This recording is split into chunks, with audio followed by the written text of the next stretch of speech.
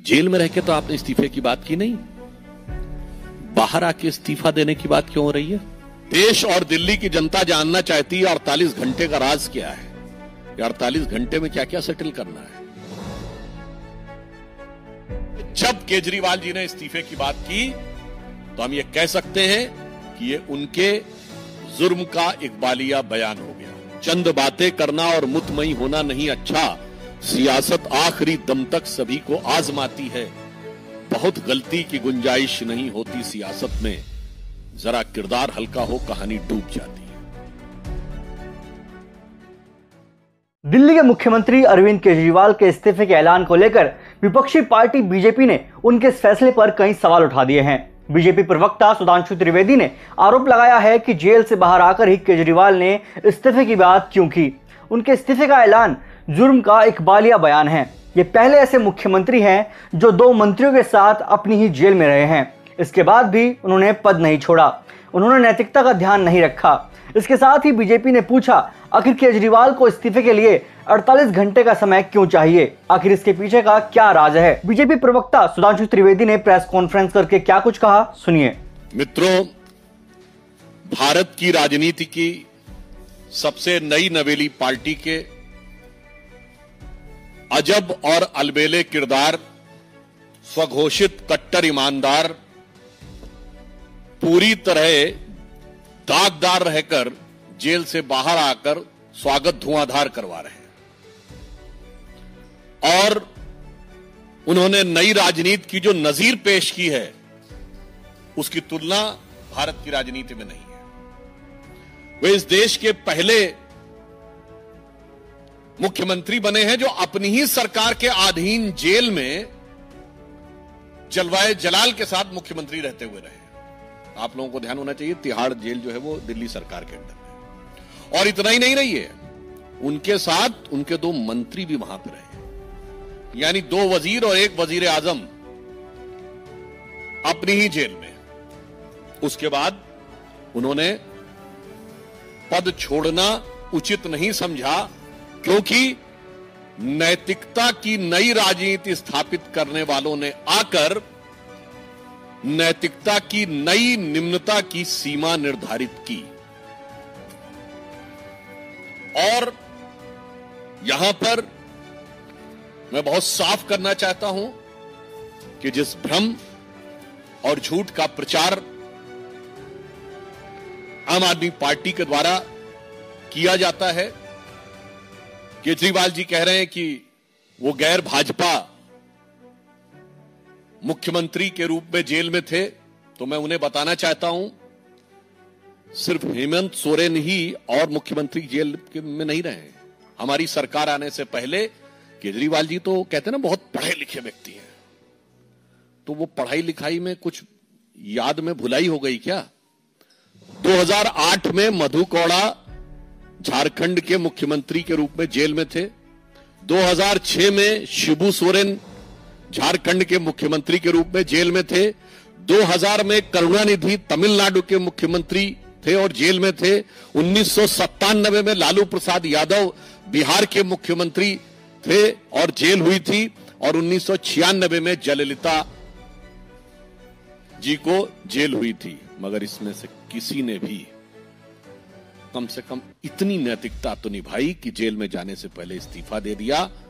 केजरीवाल जी, मैंने इतना बता दिया कि ये जेल में जाने का खेल, ये सब गैर भाजपा थे और हमारी सरकारें नहीं थी। भ्रष्टाचार के आरोप में जेल जाने वाले मुख्यमंत्रियों के क्लब और श्रृंखला में तो आप शामिल हो गए, मगर उसमें भी आपने एक नया कीर्तिमान बना दिया कि आप जेल से ही रहकर सत्ता लोलुपता की एक नई नजीर आपने देश के सामने रखी। और फिर इतना ही नहीं, जेल से बाहर आकर जिस ढंग की आतिशबाजी हुई, अपनी ही सरकार के जेल से बाहर आकर अपनी ही सरकार के बनाए हुए नियम को तोड़ने वाले भी वो इस देश के पहले मुख्यमंत्री हुए। दिल्ली सरकार ने आतिशबाजी पर प्रतिबंध का निर्णय लिया और दिल्ली का मुख्यमंत्री दिल्ली की जेल से निकलकर दिल्ली सरकार के नियम को ध्वस्त करे, ये एक नई राजनीति थी।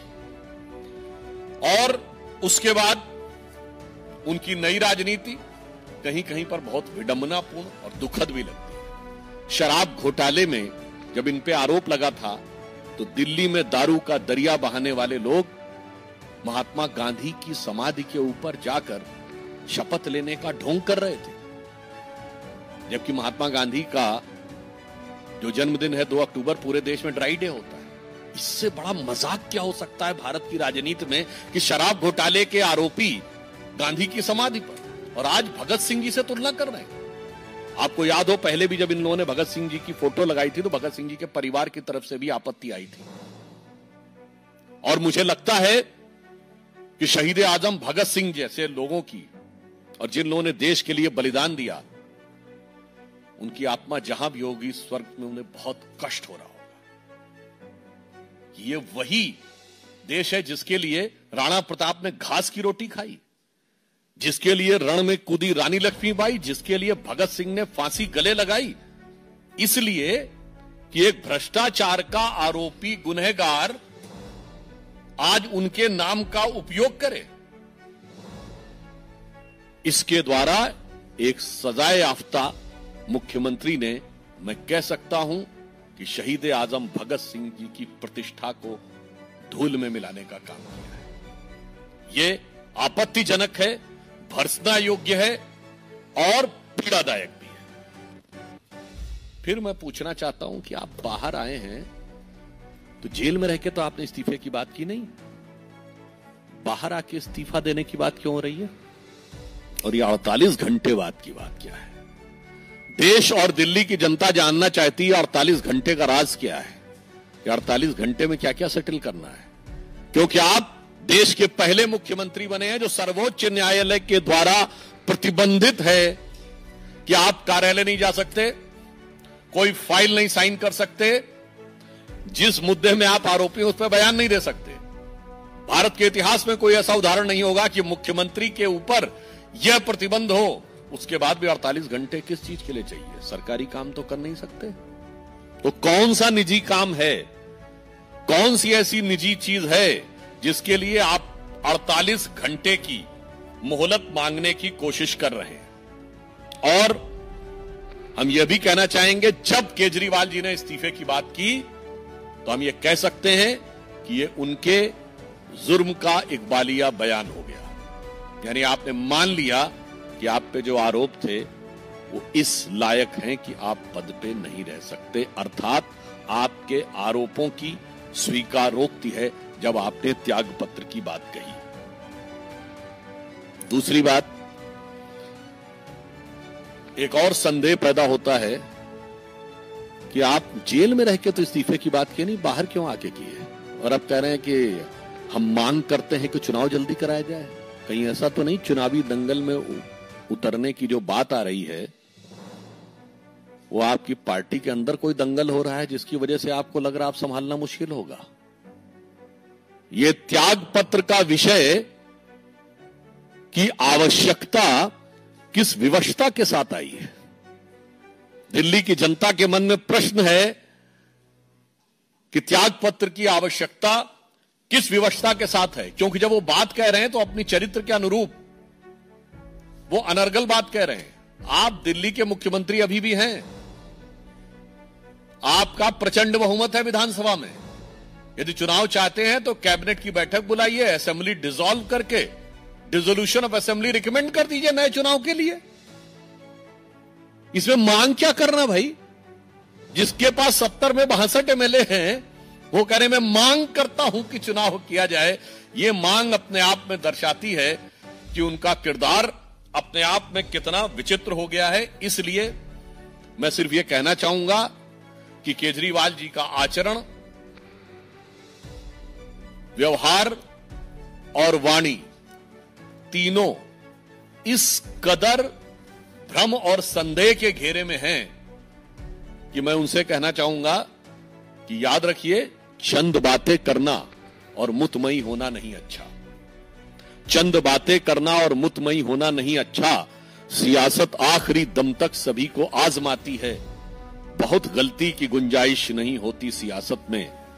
जरा किरदार हल्का हो, कहानी डूब जाती है। धन्यवाद। अरविंद केजरीवाल के इस्तीफे के बाद जहां उनकी पार्टी के लोग इसको अग्नि परीक्षा देना बता रहे हैं, वहीं विपक्षी पार्टी के सदस्य इसे राजनीतिक ड्रामा बता रहे हैं। लेकिन ऐसे में सबकी नजर बस इसी बात पर टिकी है कि दिल्ली का अगला मुख्यमंत्री कौन होगा। आपको क्या लगता है, कमेंट बॉक्स में जरूर बताएं।